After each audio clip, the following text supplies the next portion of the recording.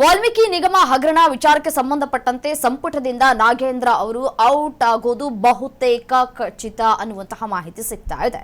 ಆ ಕುರಿತ breaking update ಬರ್ತಾ ಇದೆ, ಬನ್ನಿ ನೋಡ್ತಾ ಹೋಗೋಣ.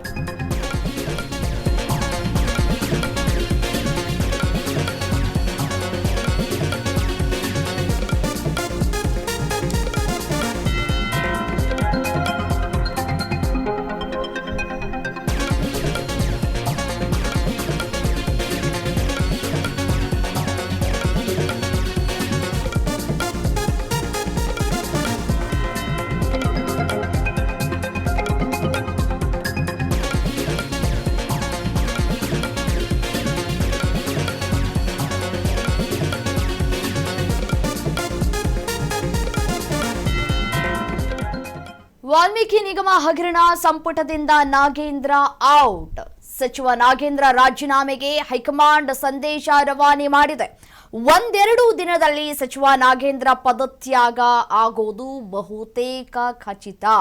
ವ್ಯಕ್ತಿಗಿಂತ ಪಕ್ಷ ಮತ್ತು ಸರ್ಕಾರದ ಹಿತ ಮುಖ್ಯ ಅಂತ ಹೇಳಿ ಹೈಕಮಾಂಡ್ ಸಂದೇಶವನ್ನ ರವಾನೆ ಮಾಡಿದೆ. ನಾಗೇಂದ್ರ ರಾಜೀನಾಮೆಗೆ ಇದೀಗ ಬಿಗಿಪಟ್ಟನ್ನ ಹಿಡಿದಿದ್ದಾರೆ ಬಿಜೆಪಿ ನಾಯಕರು. ನಾಗೇಂದ್ರ ಮುಂದಿನ ರಾಜಕೀಯದತ್ತ ಎಲ್ಲರ ಚಿತ್ತ ನೆಟ್ಟಿದೆ.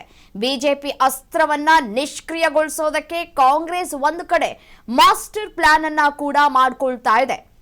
ಈ ವಾಲ್ಮೀಕಿ ಅಭಿವೃದ್ಧಿ ನಿಗಮ ಹಗರಣದ ಹಿನ್ನೆಲೆಯಲ್ಲಿ ಸಚಿವ ಬಿ ನಾಗೇಂದ್ರ ರಾಜೀನಾಮೆ ಪಡೆಯುವ ದಿಕ್ಕಿನಲ್ಲಿ ಕಾಂಗ್ರೆಸ್ನ ಹೈಕಮಾಂಡ್ ನಿರ್ಧಾರವನ್ನ ತೆಗೆದುಕೊಂಡಿದೆ. ದೆಹಲಿ ಪ್ರವಾಸದಲ್ಲಿದ್ದಂತಹ ಮುಖ್ಯಮಂತ್ರಿ ಡಿಕೆ ಶಿವಕುಮಾರ್ ಅವರಿಂದ ನಾಗೇಂದ್ರ ಪ್ರಕರಣದ ಸದ್ಯದ ಕಾನೂನು ಮತ್ತು ರಾಜಕೀಯ ಬೆಳವಣಿಗೆಗಳ ಬಗ್ಗೆ ಹೈಕಮಾಂಡ್ ಮಾಹಿತಿಯನ್ನ ಪಡೆದುಕೊಂಡಿದೆ. ಪ್ರಕರಣದ ತನಿಖೆ ಯಾವ ಹಂತದಲ್ಲಿದೆ, ಪ್ರತಿಪಕ್ಷಗಳ ಹೋರಾಟದಿಂದ ಸರ್ಕಾರಕ್ಕೆ ಆಗ್ತಾ ಇರುವಂತಹ ರಾಜಕೀಯ ಹಾನಿ, ಮುಂದಿನ ದಿನಗಳಲ್ಲಿ ರಾಜ್ಯಪಾಲರ ಮಟ್ಟದಲ್ಲಿ ನಡೆಯಬಹುದಾದಂತಹ ಒಂದಷ್ಟು ಬೆಳವಣಿಗೆಗಳು, ಹಾಗೆಯೇ ನಾಗೇಂದ್ರ ಸಚಿವ ಸಂಪುಟದಲ್ಲಿ ಮುಂದುವರೆದ್ರೆ ಪಕ್ಷ ಮತ್ತು ಸರ್ಕಾರದ ಮೇಲೆ ಉಂಟಾಗಬಹುದಾದಂತಹ ಪರಿಣಾಮಗಳ ಕುರಿತು ಹೈಕಮಾಂಡ್ನ ನಾಯಕರು ಅವಲೋಕಿಸಿದ್ದಾರೆ. ವ್ಯಕ್ತಿಗಿಂತ ಪಕ್ಷ ಮತ್ತು ಸರ್ಕಾರದ ಹಿತ ಮುಖ್ಯ ಅಂತ ಒಂದು ನಿಲುವಿಗೆ ಬಂದಂತಹ ಹೈಕಮಾಂಡ್ ನಾಗೇಂದ್ರ ಅವರು ಸಚಿವ ಸ್ಥಾನಕ್ಕೆ ರಾಜೀನಾಮೆಯನ್ನ ಕೊಡೋದೇ ಸೂಕ್ತ ಅನ್ನುವಂತಹ ಸಂದೇಶವನ್ನ ರಾಜ್ಯದ ನಾಯಕರಿಗೆ ಈಗಾಗಲೇ ರವಾನೆ ಕೂಡ ಮಾಡಿದ್ದಾರೆ.